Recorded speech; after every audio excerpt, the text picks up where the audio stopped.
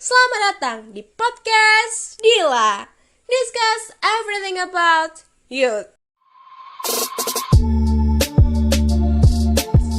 Oke, sebelumnya kenalin dulu, aku Dila. Dan di podcast kali ini, aku mau bahas fenomena yang I think sering terjadi dan dialami sama kita nih, para remaja usia belasan sampai 20 tahunan lah ya. Ngomongin soal remaja, kalian pernah gak sih ngerasa kalau misal kalian lagi sendiri atau lagi di rumah, bener-bener gak ada orang sama sekali, kalian ngerasa sedih, kesepian, frustasi, stres banget, dan di bawah tekanan yang besar banget.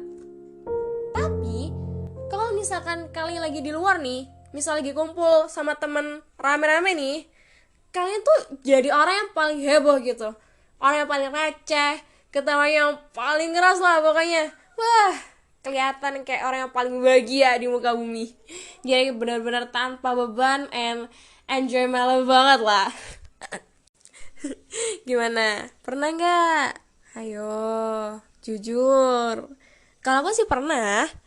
Atau mungkin kalian ngelihat teman kalian yang bahagia mulu hidupnya, foto IG-nya vacation mulu, pokoknya di feed sama story IG-nya dia tuh kelihatan bahagia, gak ada sedih-sedihnya sama sekali. Tapi di balik itu semua, dia ternyata lagi berjuang keras banget. Dia depresi, frustasi, dan stres banget. Sampai-sampai ada keinginan dia buat bunuh diri loh. Tahu gak sih teman-teman, apa yang kalian rasain itu bisa jadi salah satu gejala gangguan mental loh. Wait, jangan panik dulu, tenang, tarik nafas. Gak perlu dibuang, gak apa-apa, terserah. Oke. Jadi fenomena ini nih biasa kita sebut sebagai Dark Syndrome. Hah? Dark Syndrome? Apaan tuh? Ya, dari namanya, dark, bebek, sindrom bebek. Apakah kita kalau kena sindrom bebek, kita akan ngomongnya jadi wek-wek? Nggak ya guys, nggak. Oke. Jadi, dark syndrome itu istilah yang nganalogiin bebek kalau lagi berenang, itu kan kelihatan tenang, aman, damai, sejahtera gitu. Tapi, di dalam air itu, kita nggak ngelihat kerja keras kakinya yang gak berhenti sama sekali. Ya, maybe yang ngeliat ya para ikan kecil-kecil di bawahnya lah ya. Oke. Nah, si bebek ini ngegambarin kondisi mental kita, guys. Dia ngegambarin kita yang mencoba terlihat baik-baik aja di depan semua orang, padahal sebenarnya kita lagi ada banyak banget masalah dan beban hidup yang gak ada habisnya. Intinya kita berusaha banget buat nutupin kesedihan yang kita alamin dengan tawa dan kebahagiaan yang dipaksain. Atau bisa aja palsu. Terus kok bisa sih kita sebagai remaja nih yang baru aja ngerti cara kerja kehidupan, cara dunia berputar, malah kita itu jadi kaum yang rentan banget kena dark syndrome ini. Jadi, ada banyak faktor nih guys yang mempengaruhi mental kita. Dan faktanya, ini juga disumbang oleh sistem pendidikan kita, keluarga, dan sosial media loh. Faktor yang pertama, tuntutan akademik.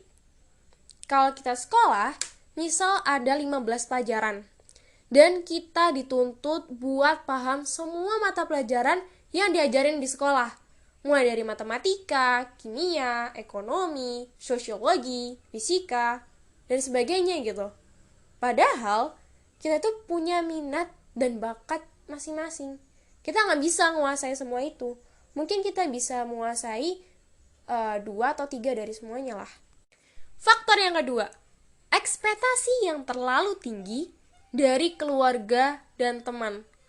Misal, mama kamu berekspektasi kamu itu orang yang jago di matematika, fisika, kimia, kamu juga jago public speaking, kamu juga jago main basket, main volley, semuanya kamu bener-bener orang yang multi talent. Padahal realitanya kamu cuma jago di bidang kimia, fisika, biologi.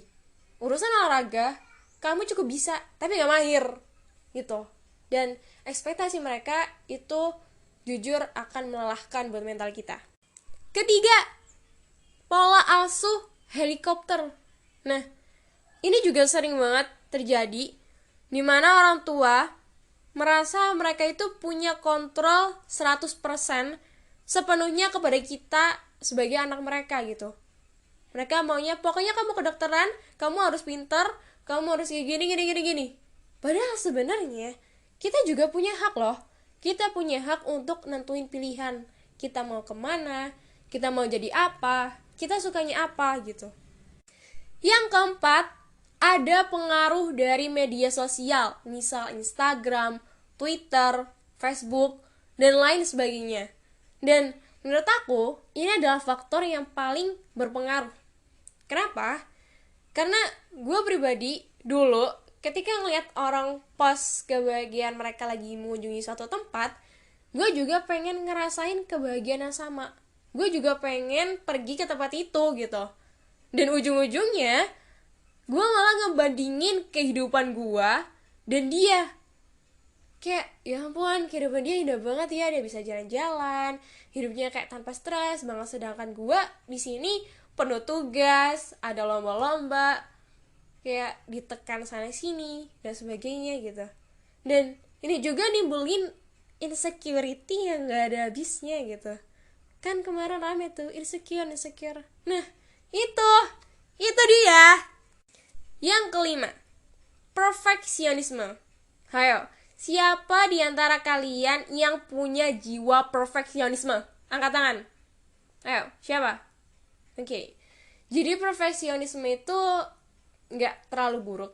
Baik sebenarnya, perfeksionisme itu baik, tapi yang nggak baik itu yang berlebihan. Jadi segala sesuatu yang berlebihan itu tidak baik.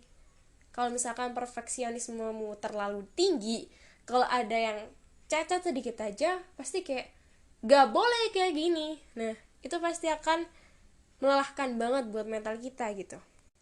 Yang terakhir, pernah mengalami peristiwa traumatik seperti pelecehan verbal, fisik, dan seksual, kekerasan dalam rumah tangga, atau kematian orang yang dicintai.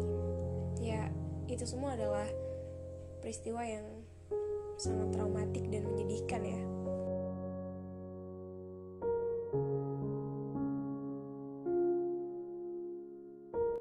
Wah, ternyata banyak banget ya faktor yang bisa mempengaruhi Down syndrome ini. Terus, kita bisa ngatasin gak ya? Bisa teman-teman, tenang aja, kita bisa ngatasin Down syndrome ini. Caranya, yang pertama, kalian bisa melakukan konseling dengan pembimbing akademik atau konselor di sekolah atau kampus. Jadi kalau di sekolah, kalian bisa menemui guru BK kalian buat curhat, sharing, dan cari jalan keluarnya bareng-bareng. Yang kedua, kalian harus ngenalin kapasitas diri kalian, biar kalian bisa bekerja sesuai dengan kemampuan yang kalian miliki, bukan sesuai dengan ekspektasi orang lain. Oke? Yang ketiga, belajar untuk mencintai diri sendiri. Ya, dengan mencintai diri sendiri, kalian bisa menerima kekurangan kalian, dan yang pasti, kalian bisa ngembangin kelebihan yang kalian punya. Oh, see you on the top. Oke, yang keempat, ini tipsnya ada di mana-mana, yaitu menjalani hidup sehat dengan mengkonsumsi makanan sehat, rutin olahraga, menghindari ngerokok, dan juga minuman beralkohol. Yang kelima, ini berhubungan sama yang aku ngomongin di atas. Kalau misalkan sosial media itu berpengaruh. Kalau misalkan sosial media ini berdampak negatif sama mental health kalian, maka kalian bisa jauhin media sosial untuk beberapa waktu.